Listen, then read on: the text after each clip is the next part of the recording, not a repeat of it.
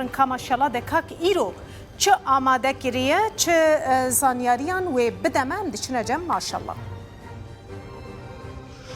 Piştî telefona ku di navbera Serokkomara Tirkiye Recep Tayyip Erdoğan û Serokê Amerîkayê Donald Trump de hatibû kirin. Donald Trump biryar dabû ku hêzên xwe ji Rojavayê Kurdistanê vekişîne û ji ber vê yekê jî operasyona artêşa Tirkiye li bendê bûn ku dest pê bike lê pişt re Pentagon li dijî vê yekê derket û her wiha Wezareta Berevaniyê ya Amerîkayê jî dîsa bertek nîşan dabû.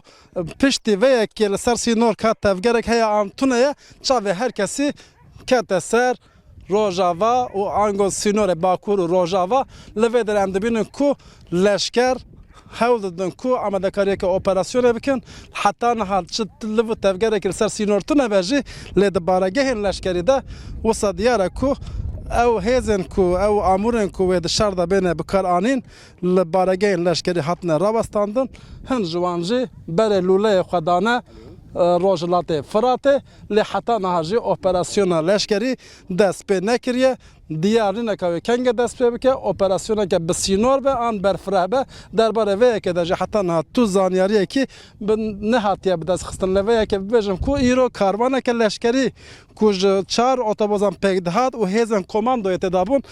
hatin kaniya Xezalan ku jê re Axçekala tê gotin ev der jî baregehekê kaniya Xezalan ya leşkeriye li vê derê jî berê obusan dane Rojhilatê Firatê ango girê spî. Herkes li bendê operasyonu wê dest pê bike an dest pê neke wê kenge dest pê bike berfirahiya operasyonê çiqasî be û her wiha heta kenge berdewam bike derbarê vê yekê de heta niha tu konsensûsek jî nehatiye pêk anîn ji ber vê yekê jî vêya dikarim bibêjim ku amadekariyên leşkerî hene lê biryara operasyonê heta niha nehatiye dayîn û di navbera sînorên Bakur û Rojava da jî heta niha tu li vî tevgereke leşkerî tune ji xeynî baregehên leşkerî ku berê opîsên xwe dane Rojhilatê Firatê ango girê spî.